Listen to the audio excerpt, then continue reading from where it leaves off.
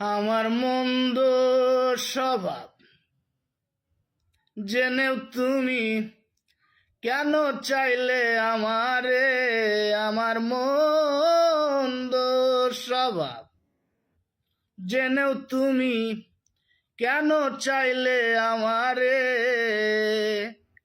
এত ভালো হয় কি মানুষ নিজের ক্ষতি করে? এত ভালো হয় কি মানুষ নিজের ক্ষতি করে? আমার মন্দ স্বভাব জেনেও তুমি কেন চাইলে আমারে? আমার